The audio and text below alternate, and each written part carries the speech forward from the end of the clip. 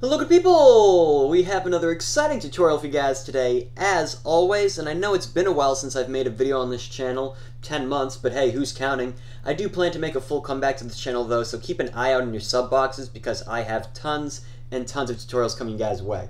But today's video is on how to create an OS X Yosemite USB installer. I've made this type of video with other releases of OS X, and that's because I usually have to update more than one Mac, and it's typically a cleaner install when you do it from an external drive versus an internal drive. There's going to be two requirements for this tutorial. You're going to need a USB drive that's at least 8 GB or more, and you're also going to need access and a download to the Yosemite Beta. So if you don't have a download of the Yosemite Beta yet, anyone can get access to it at this point. You're just going to have to go to Apple's landing page for the Yosemite Beta program, and about halfway it's going to say Get Started. Just want to click on that. It's going to bring you to another page. You want to scroll to the bottom of that where it says Get Beta Redemption Code. So we're going to click on that, and halfway down this page we should see our redemption code.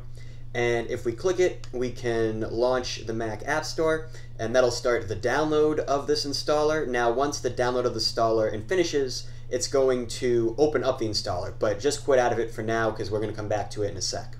So once that finishes installing and you quit out of the app, the next thing we have to do is partition our drive to make it the right format that will allow us to boot from it.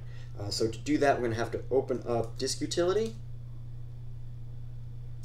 And in the left, it's going to load our volumes and our disks. And you can tell the difference between a volume and a disk because the disks are indented and the volumes are not.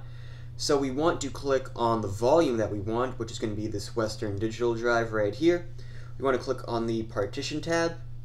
And we want to change the layout to one partition, or however many partitions you're going to have on this. But it's important that we change it from current to one, because if we leave it on current, you'll see that we don't have access to this options buttons down here.